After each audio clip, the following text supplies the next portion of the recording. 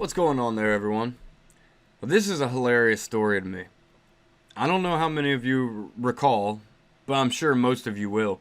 Back in 2014, there was a student at a New York university who carried a mattress around, saying that she's carrying it around because she was raped and the university was not bending the knee to her. Well, come to find out, she was not ever raped. It was all a political stunt, so to say. But it gets even better, so let's get into this story. And just as a warning, I'm going to use these people's first names because I am a southerner. These are like northern Yankee names. I can't pronounce them worth crap. They're like Polish or something. And I just don't want to butcher their names. That's all. In a recent New York Magazine profile chronicles the political reawakening of Mattress Girl, Emma Sokolowicz. I'm going to call her Emma. A feminist activist who made headlines in 2014 for turning her rape accusations against a fellow college student into performance art. In September 2014, Emma famously carried around a 50-pound mattress around the Columbia University campus to protest how the university handled her accusation of rape against another student. The school previously cleared the accused student, Paul Nungesser, I'm going to call him Paul, of wrongdoing. The New York Police Department decided not to pursue charges against Paul after Emma filed a report in May 2014. The act of protest, which also served as the visual arts student's senior thesis, went viral and made Emma a feminist and anti-rape icon. Just one problem, she was never actually assaulted. But leftists don't care. They just like the narrative. They don't care if there's facts behind their narrative. As long as their narrative is being pushed forward, they are happy. We have seen it with the media. We see it with the media every week. It's ridiculous. I'm seriously debating starting another channel where I just call out media corrections. How many every week? Because, I mean, I could make a full channel just on doing that. That's how pathetic the media has gotten. But I digress. Especially on the right, Emma, a blue-haired performance artist at an elite New York university, came to personify some of the worst aspects of militant millennial progressivism. For instance, cultural critic Camille Paglia once called Emma's work a parody of the worst aspects of grievance-oriented feminism. And that is awfully true. That is awfully true. I tell you what, back when I was young, I'm a millennial. What am I? I think I'm 33 now. I don't celebrate birthdays, so I get lost in the quagmire of life sometimes. But yeah, I don't trust people my age with colored hair. I'm not saying colored as in brown, black, blonde, brunette, normal hair colors. I'm saying if you got blue, purple, green, or any of those colors in your hair, it's hard for me to take you seriously, first off. And I can almost assume that you're going to be a left-wing liberal. I'll be nice and not continue. But yeah, so yeah, I just don't trust people that well with colored hair, because they usually lean one way, and we all know which way that is. At one time, Emma, by her own admission, was someone unwilling to engage with ideas and figures that fell outside of the progressive spectrum. But according to a piece published Monday in The Cut, New York's magazine's fashion blog, Emma's opinion of right-wing men changed drastically after she dated one. I'm not going to read this tweet because those words will never come out of my face. I'm sorry. You can read the tweet, but I will not. Emma, who sometimes uses they, them pronouns and still considers herself a feminist, described matching with a man on Tinder during the summer of 2018. This sounds like it's getting interesting. Going through his online profile pictures, she at first found him distasteful. It smelled like Connecticut, she told The Cut in reference to his profile.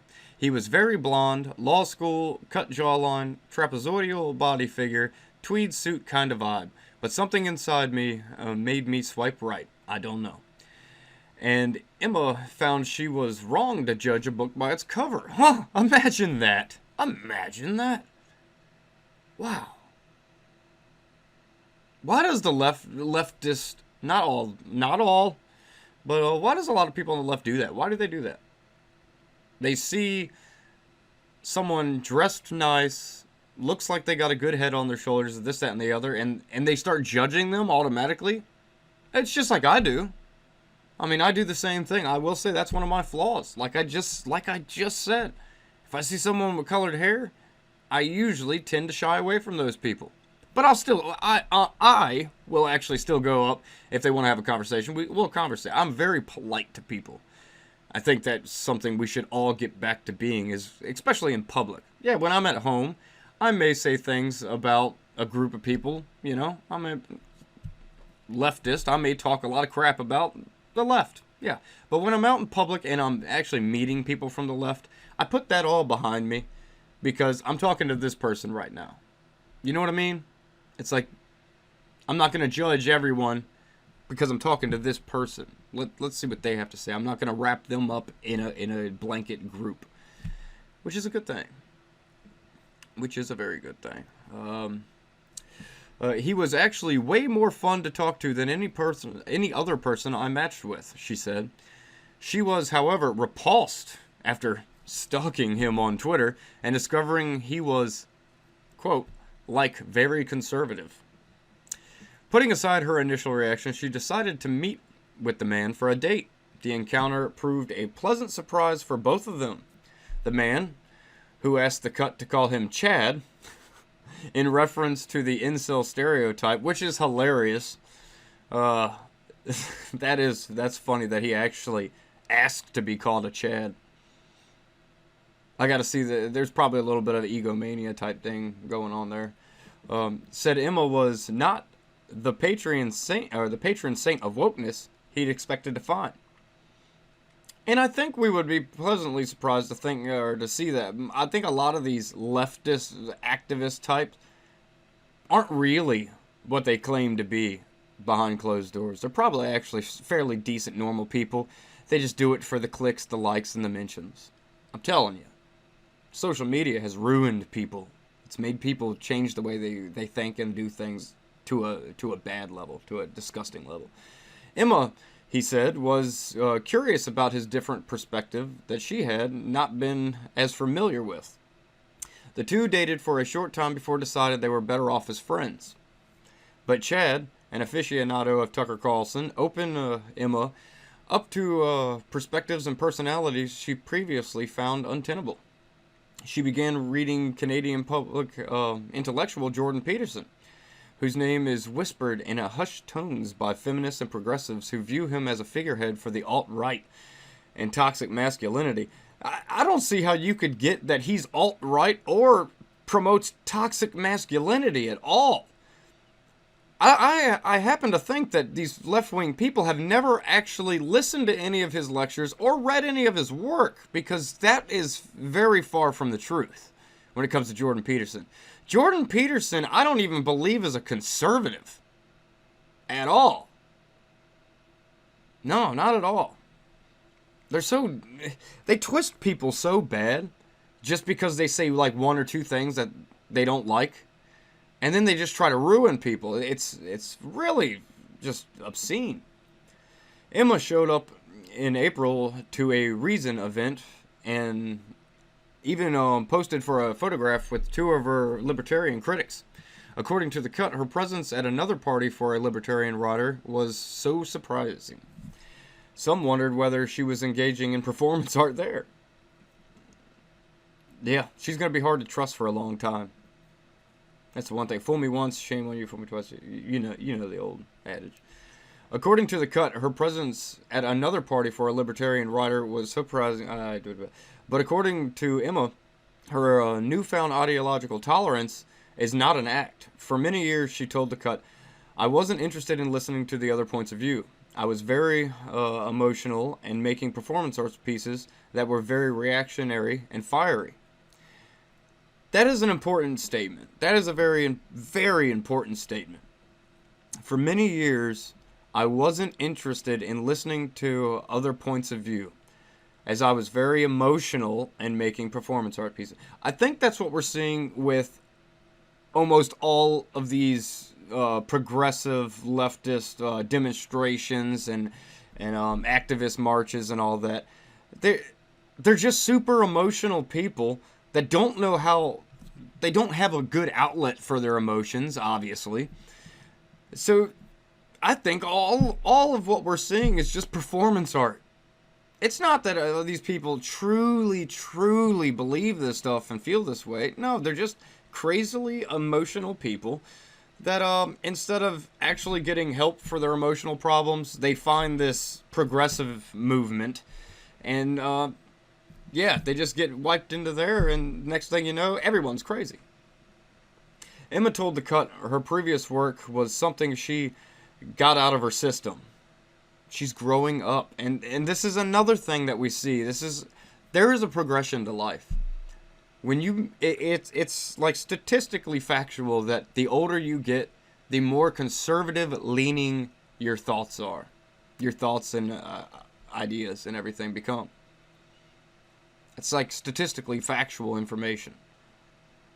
And I think she's hitting that spot in life. I think she's finally, because I'm not going to lie, I was very liberal as a teenager. I mean, to a point of a fault. It took me a while to come around and say, what am I doing? Because I was just constantly getting into trouble and doing stupid crap. But when I started thinking of life, I started getting back into religion. And then that helped a lot. And that's not for everybody, I understand that. But for me, that personally helped a lot. Just getting closer to God helped me. But there's always things you can do. And time itself generally can do a number on people. You know, when it comes to helping the way they understand and think about reality and what's actually going on. She quit making art around a year ago because she found the industry humorless, narrow-minded, and grotesquely competitive, according to The Cut. Yeah. And the sad thing is she was all part of that. She was what made it humorless, narrow-minded, and grotesquely competitive. Emma's assertion of her past worldview seems like something that would come out of the mouth of her harshest critic. As I became more and more a feminist, she told The Cut, I think I got to a point where I was literally just straight up hating men. I just hated men. I wished all men would die. And that is the problem with modern day feminism. I've said numerous times on past videos, I support feminists. I am not a feminist. Absolutely not. I'm a man. I support women in some of their arguments and fights, sure. Just to make sure you have the same basic rights as men, absolutely, I'll support you 100% on that. But when you're trying to trample other people's rights and all that, that's where I got a problem. And that's what these modern feminists do. They don't just try to trample on other people's rights, they try to shut down your speech and everything. If they disagree with you, they will try to shut you down. Which, as a constitutionalist, I gotta say is a big freaking problem. And that's why a lot of people don't like modern feminism. That's why you had groups like the Proud Boys actually come to fruition, is because it was a man's version of feminism, pretty much. It was for male rights and for the West is the best, baby. Let's have a men's club where we can get together, drink some beers, have some good times. And, you know, that was good. But feminists and Antifa and a bunch of people ruined that, too. And I will say, there were members of the Proud Boys themselves that could have done things a little differently that would have probably have helped the image and not destroyed it. Because I used to be one, and I was happy about it, and we had such good times, but we all disavowed them pretty much at the same time that Gavin McInnes disavowed them. So yeah, it was a bummer. It was a bummer. And I blame everyone for that.